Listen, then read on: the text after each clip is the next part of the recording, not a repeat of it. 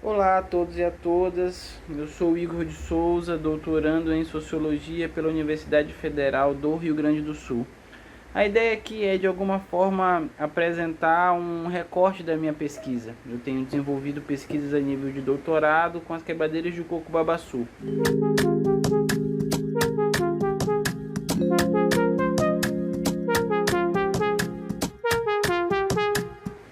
A primeira pergunta que nos salta aos olhos é apresentar o que seriam as quebradeiras de coco-babaçu, uma categoria tão comum no Norte e Nordeste. Eu sou originalmente do Maranhão, então a ideia aqui é também de alguma forma apresentar esse modo de vida para vocês. As quebradeiras de coco são mulheres, sobretudo mulheres camponesas, mas não somente, quilombolas, indígenas, agricultoras familiares, trabalhadoras rurais, que vivem da quebra e da coleta do coco-babaçu, um coco pequeno que se encontra entre o final do Nordeste e o Norte, sobretudo nos estados do Maranhão, Pará, Tocantins e Piauí, mas também a ocorrência dele em outros estados como a Bahia. Essas mulheres, elas vivem tanto da coleta, mas do uso integral dessa palmeira. Essa palmeira serve para a construção de casas, serve para a cobertura de casas. A palmeira morta serve para o adubamento, de roças. Então, a ideia aqui é situar um pouco da complexidade do que é que significa ser quebradeira de coco-babaçu.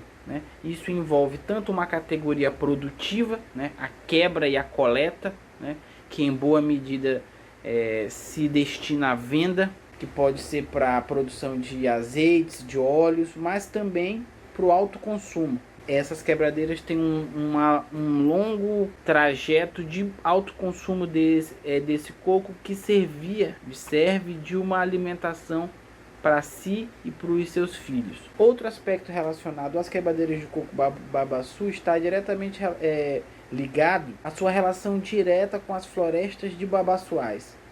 Elas têm ali uma relação, digamos, mais harmônica com essas palmeiras pela própria natureza da atividade que elas realizam, e pelo modo de vida que elas têm. Se a ideia ali de coleta e de usufruto poderia inicialmente estar relacionada a uma ideia utilitária, no caso delas, há sempre uma relação basicamente com a mãe palmeira.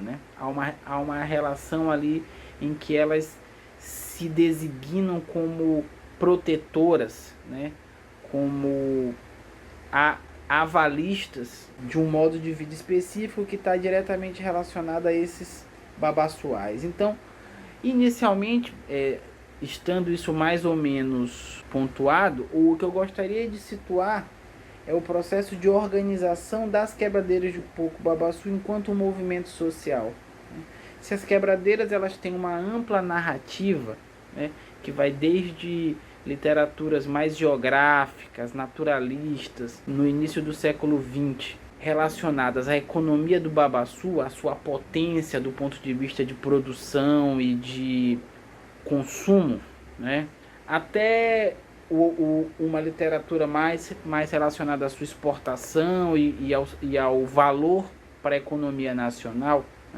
Essas quebradeiras elas têm desenvolvido uma série de estratégias de reprodução, que se relacionam diretamente à coleta e ao usufruto desses babaçuais, mas também da defesa. Elas têm desenvolvido uma série de processos de auto-organização desde meados dos anos 80, onde se tem uma série de grandes conflitos estourando, sobretudo no Maranhão, mas não só, no Pará, no Tocantins e no Piauí, onde o movimento vem a se organizar de maneira mais concreta, que dão origem ao que se pode entender hoje como MICB, o Movimento Interestadual das Quebradeiras de Coco-Babaçu. É um movimento composto por mulheres, é um movimento racialmente diverso, etnicamente diverso, já que tem a presença de indígenas gamela, tem de quilombolas, tanto no Maranhão, no Pará, como no Tocantins, quanto no Piauí. Há a presença de agricultoras familiares, há a presença de camponesas, como várias delas se referem, à presença de trabalhadoras rurais. Apesar de ser um movimento de mulheres, hegemonicamente de mulheres, não é incomum nas atividades a presença de homens, né? Pela própria natureza do que se pode chamar do mundo rural, né? Em que não há um apartamento tão efetivo, né, nas atividades, apesar de politicamente ele estar diretamente condicionado a uma categoria de gênero.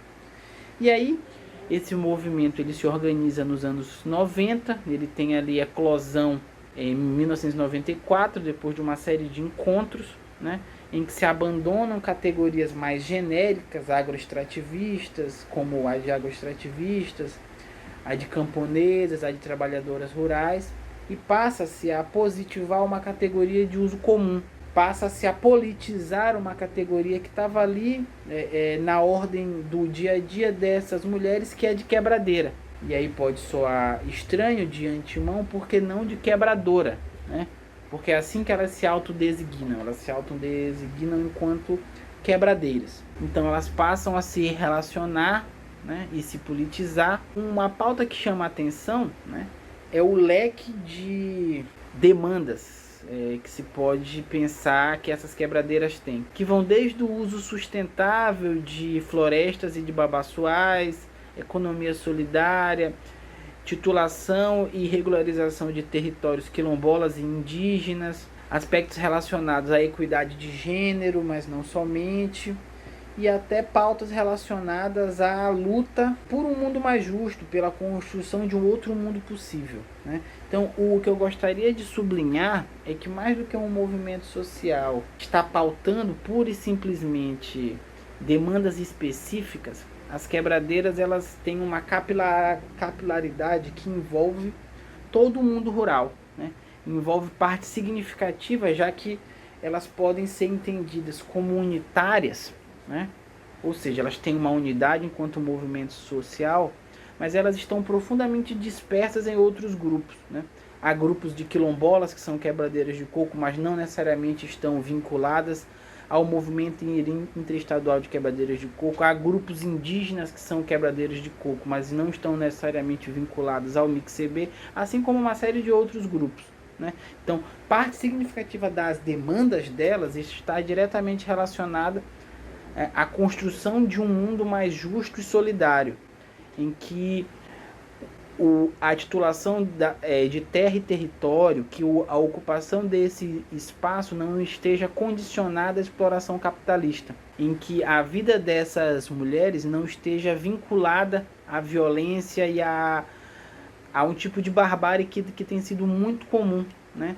Sobretudo com o avanço sobre a Amazônia, queimadas e uma série de outras opressões que se tem visto, se não de agora, se tem intensificado. E aí uma outra questão que nos soa, né, dentro desse processo de mobilização, né, é que se tem o maior movimento de mulheres da América Latina, né?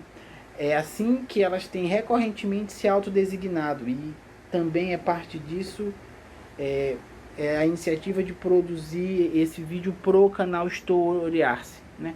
A ideia aqui é apresentar a multiplicidade dessas mulheres, que ora são assentadas no Piauí, ora são agricultoras familiares no Maranhão, ora são indígenas Gamela aqui também no Maranhão, ora são quilombolas aqui também no Maranhão, né? Que tem um histórico de luta pela terra e território, pela defesa dos babaçoais, né, frente a grandes projetos de exploração, sejam eles agropecuários, sejam eles minerais, né, sejam eles de que ordem for, né. O que a gente tem visto no Brasil recentemente é se intensificar uma série de projetos que têm em vista dizimar essas populações. E aí fazer pesquisa com as quebradeiras chama a atenção, de um lado, pela necessidade de uma escuta atenta, por reconhecer ali uma unidade política imersa numa diversidade étnica e racial. Reconhecer ali que as quebradeiras têm múltiplas estratégias, elas transitam entre diferentes espaços, né?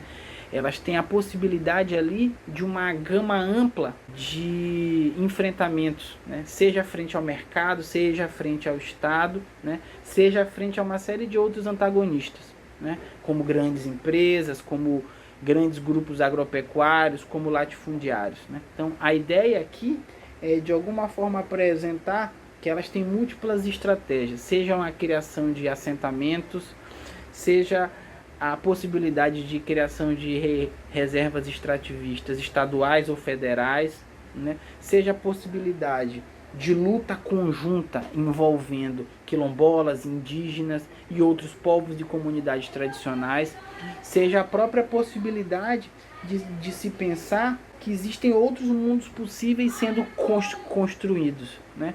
Existe a possibilidade de outros mundos serem gestados a partir de um imaginário, né, feito em aliança, né? Então as quebradeiras, em alguma medida, elas representam a possibilidade de alianças potentes que podem construir outros mundos possíveis.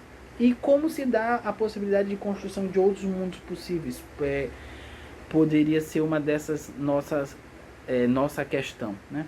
O que eu gostaria de frisar é que a possibilidade de outro mundo possível reside aí na possibilidade imaginativa, mas também prática, de lidar com unidade em meio à diversidade. É entender que existem múltiplas estratégias, que existem múltiplas possibilidades de produção de conhecimento, de vida, né, que podem comungar ali, e aí comungam a unidade de serem quebradeiras de coco babaçu. Elas estão ali em múltipla possibilidade de convívio, né? E aí, como todo movimento social, existem conflitos, existem discrepâncias, existem antagonismos internos, certas discordâncias. Eu acho que antagonismo é um termo pesado para se falar, mas existem discordâncias que são alinhadas porque existe a possibilidade de se pensar uma unidade, que é a unidade das quebradeiras de coco, multiplicidade envolta de unidade política. Outro aspecto que chama a atenção são as próprias discussões de gênero, como elas são tocadas pelas quebradeiras, já que é um movimento de mulheres. Se é um movimento de mulheres, esse movimento de mulheres ele não está parte de um mundo que é um mundo em que se tem um amplo convívio com homens, né? Então não é um movimento que isola homens, mas é um movimento que recorre à especificidade da lida de mulheres no campo, né? Lidas de mulheres que são racialmente diferenciadas, que são etnicamente lidas como diferenciadas, mas que ao mesmo tempo tem uma vida em comunidade, tem uma vida em territórios, tem uma vida em comunidades quilombolas, em terras indígenas, em aldeias, mas também em assentamentos, né? Em que se tem uma relação ali com seus parceiros e filhos e a própria possibilidade de compor com eles, né? Compor com eles um outro mundo com outras relações de gênero, que eu acho que tem muito a nos ensinar, né? Pela possibilidade da própria ideia do que é que significa compor, né? Compor não é necessariamente concordar, compor não é necessariamente estar ali numa relação harmônica, mas é buscar uma relação harmônica, é buscar um tipo de relação em que essas diferenças não signifiquem desigualdade, não significa exploração, não significa subalternização. É a própria possibilidade de se ter de se ter relações mais simétricas, mais honestas, em consonância com os modos de vida frente às florestas de babaçuais, né? Por fim, eu gostaria muito de agradecer, né, a possibilidade que me foi ofertada, ao convite que me foi feito, seja por assessoras, seja por quebradeiras, das quais eu tenho muito carinho e das quais eu me sinto muito honrado por fazer parte, por estar compondo, por estar ali de alguma forma pensando com elas a possibilidade de uma pesquisa, da possibilidade de produção de conhecimento, da possibilidade de ofertar ao lado delas que elas sejam vistas como elas são, né? Como o maior movimento de mulheres da América Latina, um movimento responsável, um movimento com 30 anos de história, um movimento de muita luta e de muita resistência.